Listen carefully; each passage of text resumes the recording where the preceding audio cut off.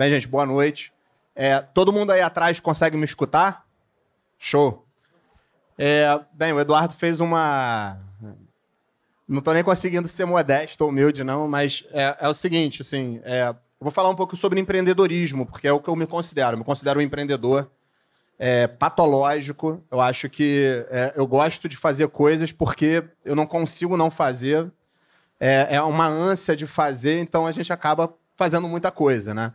Então, dentro desse cenário de ser empreendedor, eu vou trazer algumas visões que eu tenho sobre o mercado, algumas reflexões. Tudo que eu estou falando aqui não é verdade absoluta, eu posso ser questionado a qualquer coisa que eu falar, mas eu queria compartilhar com vocês aqui uma visão do que eu acredito poder ser essa comunidade Web3 no Brasil, principalmente vinculada à Polkadot, né? Então, falando um pouquinho sobre mim, eu sou embaixador da Polkadot, eu entrei na Polkadot por causa do Eduardo, foi muito por acaso. Ele tem razão, a gente já fez uma boate por acidente aqui nessa casa, porque, enfim, a casa estava vazia, a gente acabou fazendo festa, e aí virou um negócio sem querer, como muita coisa na minha vida. Mas dentro da Polkadot ele me chamou, e a Polkadot eu sou embaixador de forma voluntária. Eu acredito muito no projeto, acredito muito no protocolo, mas eu, na verdade, trabalho com consultoria de inovação para empresas, grandes empresas, na verdade, corporações, e também trabalho com venture capital, né? Eu crio e apoio startups. E dentro desse cenário, eu estou vendo muita coisa legal de Web3, eu estou vendo um futuro muito interessante aí para a sociedade quando a gente está falando de empreendimentos em Web3. Então, só falando rapidamente de novo, Templo CC é a consultoria que eu sou sócio, a gente faz implementações de transformação digital em grandes empresas. O Ventures é um braço que nasce do Grupo Templo, porque dentro desse percurso inteiro, né, o Templo existe desde 2012, ele foi um coworking, ele foi avançando, ele foi virando outras coisas, e quando a gente viu, a gente tinha um ecossistema bem grande de startups e pessoas e talentos. E a gente falou, por que não a gente se tornar sócio de algumas startups, a gente fomentar projetos que a gente acredita? E aí, percutindo disso, a gente resolveu também abrir um fundo de venture capital, é um fundo pequeno, mas é um fundo que tenta encontrar determinados projetos, investir e acompanhar eles. Então, me interessa muito também saber como é que a gente consegue gerar um ecossistema capaz de criar talentos em Web3 para que esses projetos eles possam gerar valor para a sociedade de fato, né? E também, nessa coisa de fazer muita coisa, eu sou cofundador e diretor do BIOS, que foi cofundado com a Unicamp, é um instituto de pesquisa de inteligência artificial, e a gente tem algumas coisas assim também para conversar sobre Web3 dentro desse instituto, mas eu deixo para um chamado no final da minha fala. Eu vou tentar ser breve, tá, gente? Vou tentar fazer o máximo de fala de 15 minutos e depois eu vou abrir para a gente fazer uma conversa numa mesa redonda, onde todo mundo da plateia pode sentar com a gente em algum momento, participar, comentar e construir com a gente essa comunidade. Então, espera aí, como é que passa? Ah, sim. Então, falando um pouquinho assim, me botando o chapéu de empreendedor aqui, né? Quando eu olho para o Brasil, há um tempo atrás, assim, como eu sou empreendedor patológico, eu acho que sempre tentei fazer projeto, sempre foi difícil. Brasil é difícil, Brasil você precisa de muita força para fazer, você não tem apoio, e o pouco apoio que você tem e o pouco apoio que você consegue ganhar é com muito suor. Mas uma coisa bem interessante foi que os investimentos em venture capital, né, em capital de risco, aumentaram muito e vem crescendo muito na América Latina e no Brasil. Então, assim, a gente, de 2020 para 2021 na América Latina, e muito concentrado no Brasil, a gente teve aí quase 9,4 bilhões de dólares investidos em startups entre early stage e série A, né? Ainda dentro desse cenário, só em 2020, né, ao longo de fevereiro, as startups já conseguiram levantar quase $1 bilhão. Então, assim, é bem possível que nesse ritmo a gente até supere 2021, né? Apesar de toda a situação global que a gente vive, é muito promissor ainda o mercado de venture capital no Brasil. E aí, até mesmo, de acordo com a Associação Brasileira de Startups, a gente tem visto um crescimento abrupto de startups brasileiras, né? Então, hoje em dia, a gente chega registrado a 14 mil startups. O que isso significa com o tempo, né? Significa que a gente está numa sociedade que urge por mudança. Ela urge por soluções que gerem valor. E é por isso que pessoas estão escolhendo ser empreendedores. Por isso que as pessoas estão escolhendo não compactuar só com uma corporação. Muitas vezes compactua e muitas vezes gera valor, mas também, por que não empreender em problemas reais, sociais ou mesmo de mercado? Então, eu vejo isso como um sentimento quase que existe no Brasil de cada vez mais as pessoas quererem ser independentes, num sentido de não ter uma grande hierarquia em cima, mas também gerar valor porque precisa, tem muito problema. Um pouquinho mais também falando sobre o ecossistema, é que hoje em dia a gente tem um ecossistema aí de 360 incubadoras e 57 aceleradoras, ou seja, são polos nos quais a gente pode se juntar, a gente tem uma ideia, a gente quer um apoio, a gente quer mentor, a gente quer se conectar com investidor, a gente quer se conectar com gente que tem expertise, a gente quer se conectar com pessoas talentosas. É difícil, né? É difícil a gente encontrar pessoas, assim, não é na esquina que a gente encontra aquilo que a gente está precisando, e é difícil, mas o ecossistema ele vem crescido ao longo do tempo, cada vez fica mais fácil a gente se conectar com uma comunidade, né? Então, isso também vem crescendo ao longo do tempo e mais que dobrou de tamanho nos últimos 10 anos. E aí, falando um pouquinho também, falei muito do lado do startup, tem muito capital de risco para as startups, etc., mas é importante também dizer que a inovação, né, essa fome de inovação, ela está acontecendo, ela está crescendo em outros lugares também. Então, por exemplo, pesquisa em desenvolvimento, que acontece em muitas indústrias e elas conseguem pegar até incentivo de governo para fazer, e de 2016 para 2019 foram 16 bilhões, assim, mostrando também uma possibilidade e uma fome acerca de inovação. M&A, que é fusão e aquisição, ou seja, grandes empresas não conseguem mais inovar de forma rápida, elas são engessadas, elas são muito grandes, tem muito processo. O que elas estão fazendo? Elas estão olhando para o mercado, elas estão pegando pequenas startups, elas estão pegando talentos, pessoas que têm um diferencial cultural e elas estão comprando isso. Então, só para vocês entenderem, de 2011, em 10 anos, a gente teve um crescimento de 41 vezes. Em 2011, a gente teve 6 fusões e aquisições de startups. Quando a gente vai para 2021, claro que esse mercado amadureceu, claro que as startups amadureceram, os empreendedores amadureceram, mas hoje em dia é uma estratégia de grandes corporações para conseguir ter uma agilidade cultural e tecnológica a adquirir essas startups. E outra coisa que eu também estou vendo nesse cenário e esse ecossistema é que as grandes empresas elas estão precisando se transformar digitalmente. O que significa isso? Significa não ter só mais uma área ali de TI que resolve tudo. Significa que todo mundo é digital enabler, todo mundo entende do digital, todo mundo vive isso. E essas empresas elas também estão muito necessitadas de cultura de inovação, elas também estão muito necessitadas de soluções para os problemas delas. Então, elas estão realmente investindo nisso, até às vezes de uma forma desordenada, de uma forma não muito organizada ou inteligente. Tá? Então, esse é um pouco do cenário. E aí, eu, como empreendedor, olhando para esse cenário, olhando que ele é promissor, e sempre na minha vida, né, eu aprendi o seguinte, que quando você quer jogar um produto no mercado, ou quando você quer inovar alguma coisa, seja dentro de uma empresa, ou você quer trazer alguma coisa do mercado, você precisa fazer uma coisa curta. Porque o cobertor já é curto, já começa por aí, mas também, se você pensa muito megalomanicamente, se você pensa em fazer uma coisa grande, a chance de dar errado é muito grande também. E o tombo é muito maior. Então, como empreendedor, eu sempre tento entender assim, cara, qual é o problema de uma empresa, qual é o problema do mercado, vou pensar numa ideia, essa ideia eu vou levar para o meu ecossistema, meus parceiros, né? Então, eu até citei alguns parceiros aqui que eu tenho, mas eu vou levar para eles e vou tentar entender qual é o time que pode me ajudar a solucionar essa ideia. Vou criar um protótipo rápido, uma coisa que eu vou fazer em 1, 2 meses e vou testar em mercado. Vou receber feedback de mercado. Tá bom, não tá, etc. Beleza.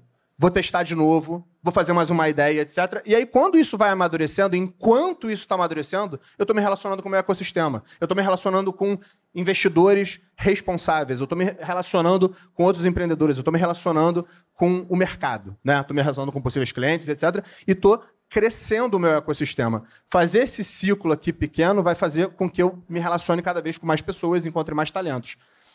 Mas, para parar de pé as coisas, né, a gente precisa do arroz e feijão. Muitas vezes, não é só o arroz e feijão. Muitas vezes, para eu ter uma ideia e ela precisar ir ao mercado, eu preciso de uma tecnologia, eu preciso de uma coisa construída. E eu tenho algumas formas de conseguir financiamento. Né? Tá um pouco embaçado aqui, mas basicamente eu botei algumas opções que hoje em dia eu como empreendedor enxergo, né? Uma delas aqui, assim, normalmente são anjos, family office, friends and family, são alguns fundos de venture capital e principalmente blockchain grants, assim, que é uma coisa que eu vou falar mais um pouco aqui à frente, que é uma coisa que para mim assim revoluciona muito a forma como a gente pode testar coisas rápidas, inovar, iterar e gerar valor com a tecnologia blockchain. E aí, basicamente, assim, também, o empreendedor ele tem que estar se relacionando, né? Esse ecossistema, a criação desse ecossistema não é só falar com o cliente, testar. A gente precisa estar conectado com fundos de investimento, a gente precisa estar conectado com a academia, né? A gente precisa saber o que é de ponta. Porque, às vezes, eu posso conceber alguma coisa, mas o cara que está lá estudando, fazendo, pesquisando, ele sabe mais que eu.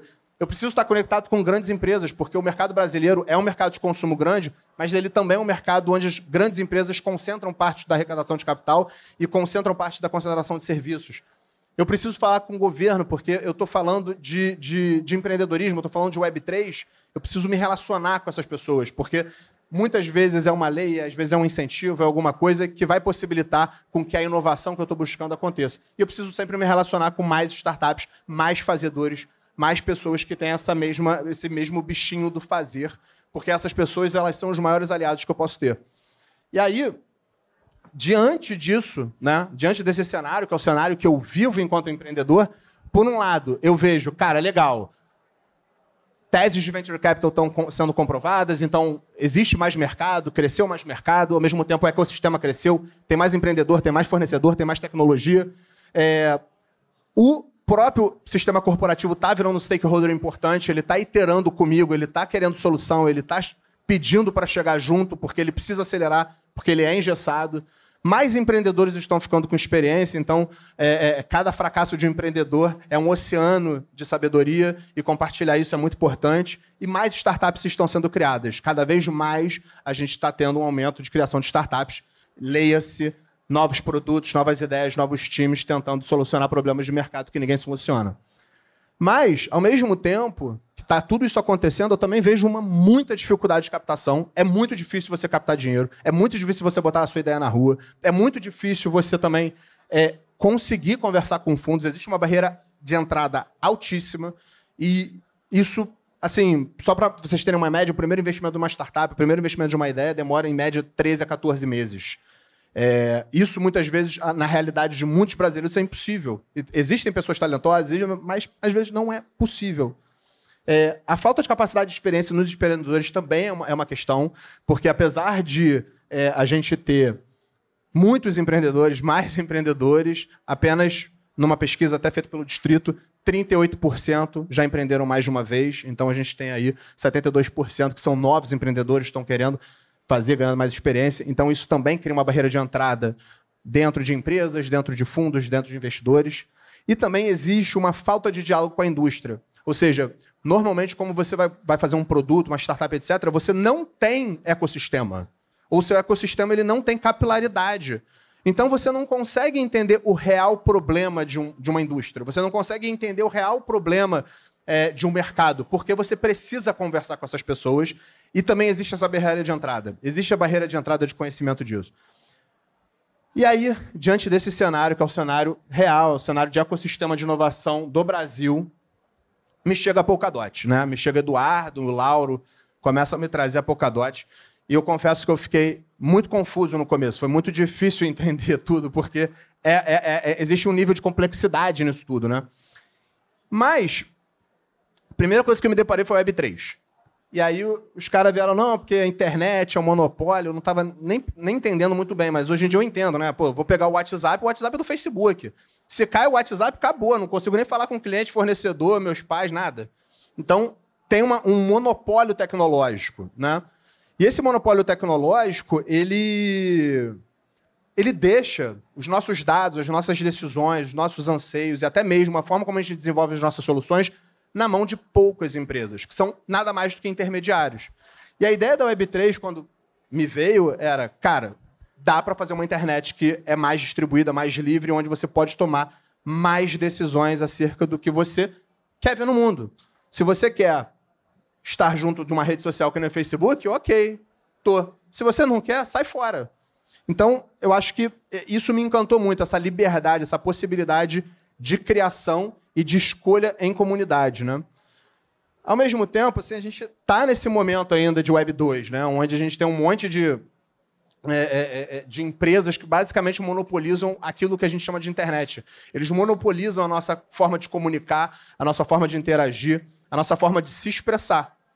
E aí, quando eu olho para as soluções Web3, assim, às vezes eu fico até confuso, deve ter coisa aqui que morreu já nesse meio tempo, mas quando eu olho para isso, eu entendo que a Web3 está criando componentes, protocolos, que podem se encaixar um no outro e trazer novas possibilidades. Eles vão poder fazer com que a gente tenha mais poder de escolha no uso dos nossos dados, na forma como a gente quer interagir com a tecnologia e na forma como a gente quer também construir essa tecnologia. Porque como os protocolos eles são pedacinhos de questões tecnológicas muito específicas, quando eu começo a juntar eles e começo a fazer outra coisa, ou como tudo isso também é em código aberto, eu tenho mais possibilidade de inovar. Por quê? Não está centralizado, não tem alguém falando que o código é só dele, muito pelo contrário, é código aberto, é aplicação aberta, então eu tenho possibilidade de iterar, de criar tecnologia de forma mais rápida. Porque velocidade importa, né? Eu preciso iterar toda hora no mercado, eu preciso ver se o mercado está aceitando o meu produto, minha solução. Então eu preciso de tecnologias rápidas, eu preciso construir tecnologias de forma rápida e não monopolizada. Eu não posso deixar que o intermediário esteja ganhando aquilo que é fruto do trabalho de uma equipe e de um país, às vezes, ou de um local específico, né? Então, qual é o valor de uma internet centralizada? Por que eu digo isso? Assim? Porque eu, como empreendedor, eu, como venture capitalist, eu estou olhando para o que isso pode se tornar numa questão de ecossistema. Quantos negócios podem sair disso? Quantas comunidades podem sair disso? Quantas soluções podem sair disso? Quantos valores diferentes podem sair disso? Ou seja, como é que a gente consegue diversificar cada vez mais o mercado para o mercado se tornar uma coisa boa para a gente, para quem consome tecnologia e não para quem está produzindo tecnologia. Então, é isso que eu acredito na internet descentralizada como valor. Deixa eu ver só quanto tempo. Tá. Como valor para a sociedade. E aí, uma ideia assim, que me passou a cabeça é o seguinte: a maior parte dos protocolos que tem aqui eles são abertos. O que significa? Significa, por exemplo, o Ethereum ele desenvolveu uma biblioteca de aplicação que fez ser mais fácil, né, desenvolver outras aplicações. A Polkadot é a segunda maior. A Polkadot está desenvolvendo uma quantidade de biblioteca de código que vai possibilitar com que novas inovações sejam mais rápidas, vai possibilitar com que a gente desenvolva aplicações de forma mais rápida. E toda vez que eu faço uma coisa, eu acrescento uma linha de código, um conhecimento nessa comunidade, e essa comunidade ela vai se tornar mais ágil, mais resiliente, ela vai se tornar uma comunidade que aprende junto, constrói junto, inova junto, erra junto e, finalmente, sucede junto, né? E aí a Polkadot, essa imagem para mim é muito interessante, né? Basicamente ela é, na minha opinião, assim, Tem até um amigo meu aqui, o Guto, ele fala assim, né? Blockchain a gente tem que pensar que nem SimCity. Não sei se vocês já jogaram isso, mas é a brincadeira de construir. A gente constrói as condições necessárias para que os Sims, né, que é aquela população, façam seus negócios, façam seus prédios, façam, enfim, qualquer coisa. E aí, cara, eu vejo a Polkadot sendo isso, né? Ela traz uma camada de segurança, ela traz uma camada de interoperabilidade, ela traz uma camada de conexão entre outros protocolos, que são essas coisinhas aqui, para se conectar e conversar entre si. Cada um com a sua particularidade, cada um com a sua especialidade, cada um com a sua pesquisa de mercado, inovação, solução. Mas, ao mesmo tempo que esse cara aqui, por exemplo, tem uma solução A, ele não precisa se preocupar com esse cara aqui que está fazendo a solução B. Mas eles estão compartilhando valor. Todos eles estão usando das aplicações do avanço tecnológico, da aprendizagem que cada um deles teve, eles estão iterando junto com o mercado, eles estão inovando, eles estão trazendo novos produtos. dentro de um mesmo ecossistema, né? É um ecossistema de troca a toda hora. E aí, highlights assim, sobre o que eu descobri na Polkadot. Pô, legal, a Polkadot é isso, Web3, dá para revolucionar, etc. Mas, assim, e aí? O que a Polkadot tem feito, fez, e até onde ela é promissora, né? Então, a Polkadot, ela lançou, na Polkadot, né? A Polkadot ela tem Kusama e Polkadot, acho que a maior parte das pessoas sabe disso aqui, mas ela já lançou 21 parachains, né? Ou seja, já existem 21 protocolos especializados lançados e conectados dentro da rede Polkadot, aprendendo a interagir um com o outro e aprendendo a iterar junto com o mercado e compartilhando conhecimento entre si juntos. A Kusama já tem 36 parachains, né? A Polkadot, no total, já tem 171 projetos. Ela tem uma comunidade de fundos para pre-seeding parachains, ou seja, fundos de investimento que precisaram de um arroz e feijão ali no início, né? Já são 387 fundos. É muita coisa, assim, eu não consigo... O Brasil não tem isso em Venture Capital, eu não consigo enxergar isso. Não tem essa visibilidade. Isso aqui é visível. E agora, em 2022, assim, você consegue começar a ver uma relevância de comunidade, porque já tem mais de 2,5 bilhões de dólares da comunidade presos dentro de leilões de parachains. Ou seja, essas parachains elas existem porque existe uma comunidade que acredita que essas parachains elas devam existir e por isso elas se comprometeram a alocar determinado DOT durante 2 anos, né? E aí tem uma outra coisa interessante, assim. Um é o comprometimento da comunidade e esses highlights que eu apresentei, mostrando, né, que o Polkadot é uma coisa séria, grande, mas tem uma outra coisa interessante que é um ciclo virtuoso, né? A Polkadot, ela by design, ela tem uma forma de autofinanciar a inovação dentro da comunidade. Então, por meio de uma política monetária e por meio de algumas taxas, que não é tão relevante, mas por meio de uma política monetária, ela sempre está injetando e possibilitando tesouro à comunidade, para a comunidade falar, eu quero inovar, eu quero resolver tal problema, eu acho que isso é relevante. Então, a Polkadot, ela tem esse ciclo interessante, que é, quanto mais dinheiro o tesouro dá à sua comunidade, a comunidade constrói coisas, mais DApps a comunidade vai fazer, e aí, com mais DApps, mais transações, mais DOTs, mais não sei o quê, e aí vira um ciclo onde a inovação é by design no protocolo. Eles pensaram isso by design, na minha opinião. Uma outra coisa interessante é que a Polkadot, as suas parachains, ou seja, os protocolos vinculados a elas, eles têm liberdade de protocolo, eles têm liberdade de governança, eles não estão sujeitos ao que a Polkadot decide no seu próprio código, apesar de compartilhar segurança. Mas, por exemplo, eles também têm seus próprios fundos e tesouros e governança. Então, por exemplo, a Acala acabou de lançar um fundo só para problemas de DeFi financeiro de 250 milhões de dólares. Claro, em stablecoin. Mas, de qualquer forma, é um comprometimento muito grande que ela está trazendo para que pessoas possam desenvolver dentro da Acala, que é uma parachain dentro da Polkadot. E é uma das 21, né? Então, tem outras com tesouros, com problemas específicos e etc. E é interessante também que a Polkadot ela tem uma experimentação organizacional muito interessante. Que a gente não está inovando só em produto, a gente não está só trazendo novos valores ao mercado, mas eu também estou experimentando novas formas de me organizar entre a comunidade, entre as parachains, entre os aplicativos dentro das parachains, que hoje em dia você tem formas até descentralizadas de fazer, por exemplo, DAOs, mas você também, nada te impede de você fazer uma coisa onde tem um conselho menor, uma governança mais centralizada, e isso traz benefícios e desvantagens, como qualquer escolha na vida.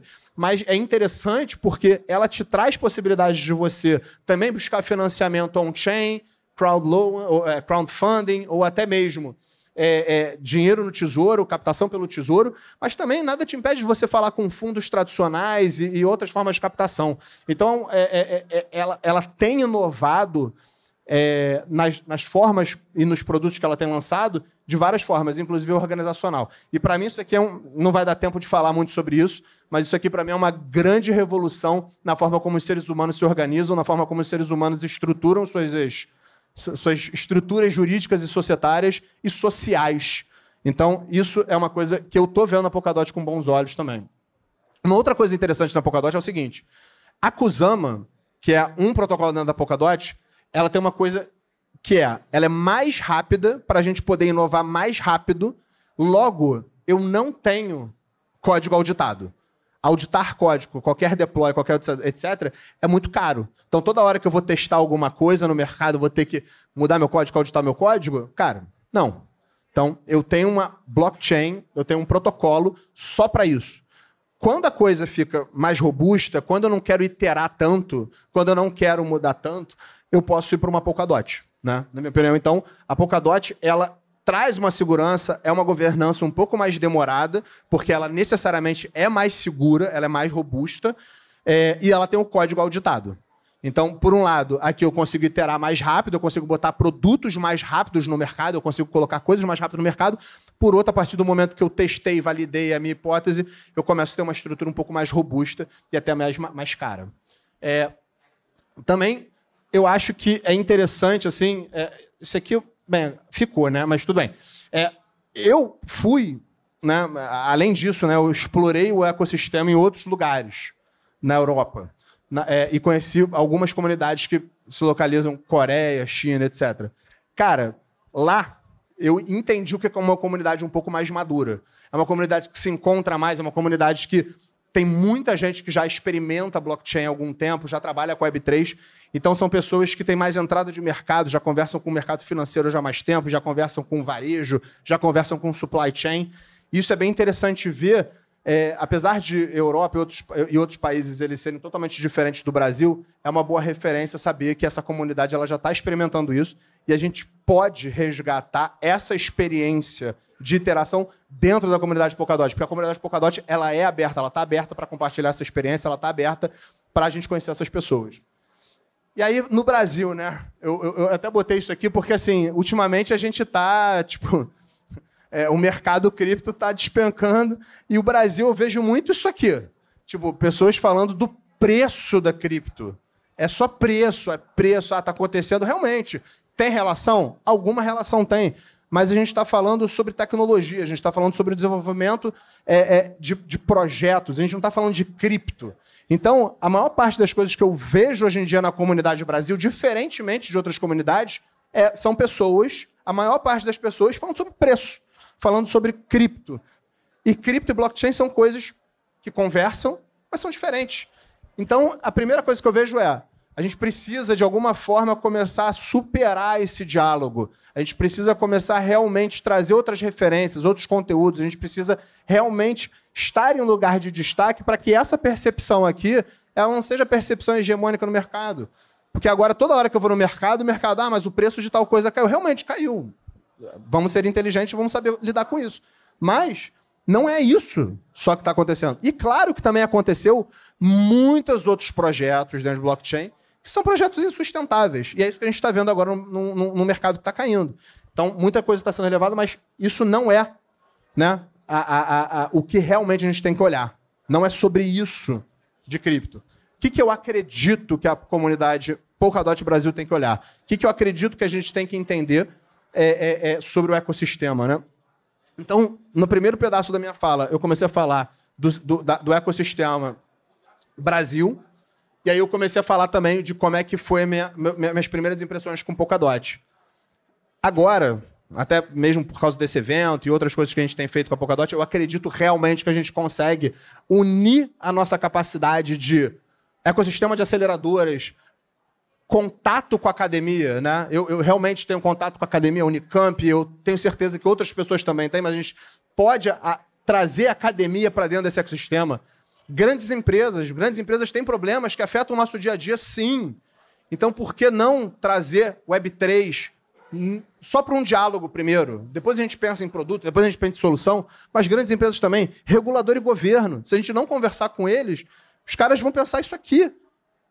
É isso que eles vão ficar pensando, todo mundo vai ficar pensando nisso. Então a gente precisa ganhar a capacidade de aproveitar tudo isso aqui, conversar com o regulador, conversar com o governo, ter uma forma estruturada de diálogo, de educação para esses stakeholders.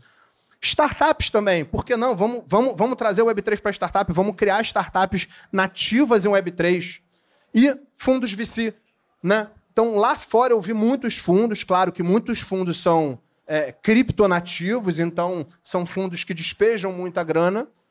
Eu, sinceramente, não me interessa por esse tipo de dinheiro. Eu quero realmente dialogar com pessoas que sabem gerir capital de forma responsável. Pessoas que entendem a oportunidade, o que é uma Web3. Pessoas que veem valor isso ao longo dos próximos 2, 3, 4, 5, 6, 10 anos. Então, é importante falar com essas pessoas, é importante dialogar com eles. E, ao mesmo tempo, dentro da comunidade Polkadot, tem isso. A gente tem a nosso dispor uma comunidade que já sabe fazer tecnologia de parachains. A gente já tem 21 parachains. Cada parachain tem uma comunidade gigante. A gente pode aproveitar isso. E eu acho que o Brasil está muito incipiente nisso. Tem muito espaço ainda para o Brasil dentro de cada parachain dessa. Tem um Tesouro Polkadot. Tesouro Polkadot é uma coisa assim, Polkadot Kusama, né? Eu acabei digitando errado aqui, mas Polkadot, Tesouro Polkadot Kusama. Que são formas da gente, inclusive, dizer para a comunidade Polkadot de problemas que a gente tem aqui dentro e falar, cara, eu tenho esse problema aqui que talvez a comunidade Polkadot pode resolver, isso vai resolver um problema cultural ou tecnológico de Web3. Faz sentido? Faz. Então chega junto. Mesma coisa também, VC, Polkadots e Parachains, comunidade global. A Polkadot ela já tem uma estrutura para a gente começar a dialogar e entrar em contato e aprender com os acertos e erros. Ele já tem um ecossistema. Vamos unir os ecossistemas. Vamos colocar aquilo que a gente tem como conexão de ecossistema junto. São pequenas empresas, grandes empresas, mas vamos botar junto, vamos dialogar com esse ecossistema, que é um ecossistema super forte. E aí, peraí. E também vamos experimentar novas formas organizacionais. Vamos fazer da forma mais tradicional, né? Capital tradicional, risco. Vamos fazer também da forma mais inexplorada. Vamos inventar novas formas jurídicas societárias. Vamos fazer novas formas empresariais. Vamos descobrir um novo. Porque a Polkadot possibilita isso não só no código, mas na sua cultura. Ela é experimentação. E aí, o que a gente precisa incluir nesse discurso de Web3? Às vezes eu vejo a Web3 muito dentro da própria Web3. Cara, a gente precisa falar com todo mundo. A gente precisa levar esse discurso a todos. A gente precisa se auto-organizar. Porque existe uma carência de entendimento que, se não for o diálogo, não for a educação e também não for a execução, as pessoas não vão entender. Imagina explicar NFT para... Assim, já não dá. Já é um desafio muito grande. Então, você explicar protocolo, parachain, já é muito maior. Mas essas coisas já estão afetando organizações, vidas de pessoas, inclusive economia. Isso já está acontecendo. Então, a gente precisa criar um ecossistema Web3 conectando ao nosso ecossistema antigo, as grandes empresas, etc., mas também a outros stakeholders que a gente não está se auto-organizando para falar. E aí, finalmente, quando a gente faz isso, quando a gente une os ecossistemas, eu brinquei aqui, gente, desculpa que eu não sou bom designer como os outros palestrantes, etc., mas basicamente o que eu quis passar aqui é a criação de uma comunidade resiliente. Ou como muita gente gosta hoje em dia do termo antifrágil, né? Ou seja, a capacidade de, cara, um projeto deu mal, uma coisa deu mal, pô, beleza, caiu esse cara aqui, mas, cara, eu tô conectado. Eu tenho uma rede. Começar de novo vai ser mais fácil. Aprender o erro vai ser mais fácil. Compartilhar meu erro, vou compartilhar generosamente o meu fracasso ao mundo e vou aprender com isso. E aí, a minha proposta, eu venho com uma proposta para como a gente pode começar a pensar nisso, né? Cara, como empreendedor, eu entendo o conceito de pré-seed ou seed, né? Então, pré-seed ou seed é tipo assim, é um investimento que você consegue para testar uma hipótese. Não estou dizendo para criar uma empresa, mas testar uma hipótese. E a gente tem a possibilidade hoje em dia, de acordo com alguns valores da Polkadot, valores esses culturais ou até de agenda ali dentro tecnológica, de usar o tesouro como o investimento inicial ou a participação ou a contribuição que eu preciso para testar um serviço, para eu testar a forma de educar alguém ou para eu fazer uma obra de arte, que foi o caso da palestra anterior, né? A Polkadot ela pode me ajudar a isso. Então, começar a usar a forma disso. E começar a usar essa forma de iteração rápida. Ou seja, eu não quero apresentar para a Polkadot o que vai mudar o mundo. Eu quero... Claro que o propósito é esse, mas eu quero apresentar uma coisa que eu possa executar rápido. Uma coisa que eu possa aprender rápido. Uma coisa que eu possa compartilhar o meu acerto e o meu erro com a minha comunidade de forma rápida. E uma forma de conectar outras comunidades, né? Então, aí, algumas ideias de assim, primeiras coisas que a gente pode fazer como presídio, mas são coisas que a gente precisa para atingir isso aqui, né? Que é, eu não estou falando para a gente criar um DAP. Eu estou falando, às vezes, para a gente fazer um programa educacional. E falar, pô, Cadote, eu preciso ensinar minha comunidade melhor sobre isso. Isso em si já é uma organização humana de pessoas colaborando para aprender algo junto, né? Eu preciso de pessoas que sabem comunicar. Sei lá, a pessoa quer fazer uma DAO de marketing para a comunidade, porque todo mundo precisa disso. Então, vai lá, propõe, vamos ver se as pessoas estão entendendo que a comunidade Brasil está pegando o ponto nevrálgico da Polkadot. Vamos tentar. A gente precisa de melhores advogados, mais advogados, ajudando a gente às vezes, a fazer estruturações certas, de coisas certas, mas também dialogar com pessoas que não entendem nada do que a gente está fazendo. Porque essa é a primeira coisa que a pessoa que não entende vai pensar, vai falar, você está mexendo com Bitcoin, criptomoeda. Então, essas noções, é importante a gente ter pessoas que entendam as coisas, auxiliem a gente. Isso também é um pré-seed, é uma forma da gente entender melhor como entregar valor para uma comunidade que está querendo inovar.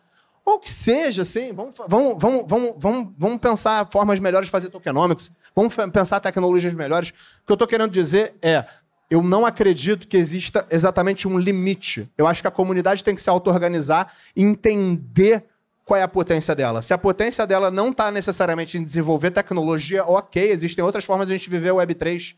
Não é só por meio de um programador, né? Não precisa ser só um programador para viver o Web3 e viver em comunidade. E aí eu copiei essa slide do Eduardo, mas são realmente oportunidades melhores consolidadas, né? Onde a gente tem aqui... Depois eu compartilho com todo mundo essa apresentação também. Mas a gente tem algumas oportunidades que a gente já conversou que realmente fazem sentido, podem ser um norte. E aí a proposta galera, vamos falar... Peguem os contatos dos embaixadores, vamos conversar, qualquer ideia é bem-vinda. Eu estou abrindo o meu ecossistema para essa comunidade. Os outros embaixadores estão abrindo os seus próprios ecossistemas para essa comunidade. E tudo que eu falei aqui é uma perspectiva. Não está escrito em pedra. Mas venham falar comigo. Vamos entender o que gera valor para a sociedade como um todo. Vamos entender o que gera valor para a comunidade. E vamos propor fazer juntos, aprender juntos.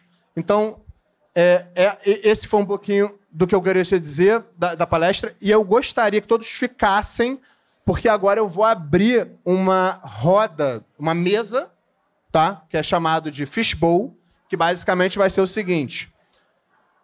O Lauro... Cadê o Lauro? Talvez demore 5 minutos, porque a gente vai precisar botar aqui a mesa. Mas o Lauro, o Thiago e mais esqueci o nome, desculpa. A gente vai sentar aqui e todos vão ser convidados a sentar em algum momento para contribuir com a mesa redonda. Então é isso, galera. É isso que eu queria dizer. Muito obrigado. É isso.